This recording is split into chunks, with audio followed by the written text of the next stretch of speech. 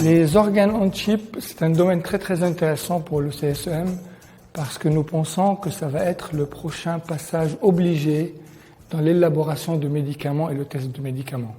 Vous savez, aujourd'hui, on teste les médicaments surtout sur les animaux.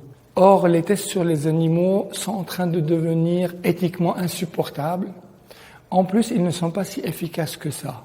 On sait que 40 à 50% de ces tests ne sont pas reproductibles chez l'homme. Donc si on va me donner un médicament pour soigner mes poumons, l'idéal serait de tester sur mes poumons, ou encore mieux, sur une réplique de mes poumons.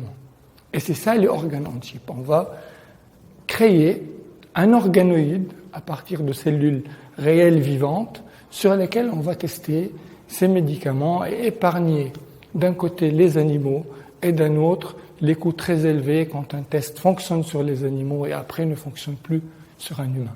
Pour réaliser des organes on a chip, on ne va pas reproduire la même taille, bien sûr. On va essayer de miniaturiser le maximum. D'un côté, c'est beaucoup plus pratique à utiliser. De l'autre, c'est plus rapide et c'est surtout plus économique à grande échelle. Donc la miniaturisation est un point clé. Pour le test des médicaments, la roadmap que nous prévoyons pour l'avenir, bien sûr, c'est d'utiliser de moins en moins les tests sur les animaux, de passer à plus de tests sur des cellules en 2 dimensions, donc sur une surface. L'étape en préparation maintenant sur laquelle nous travaillons, c'est de passer à un modèle physique en 3 dimensions qui représente beaucoup mieux l'écosystème naturel des cellules. Ensuite, après cette étape 3D, c'est de pouvoir mettre plusieurs organes sur une même puce pour voir les interactions.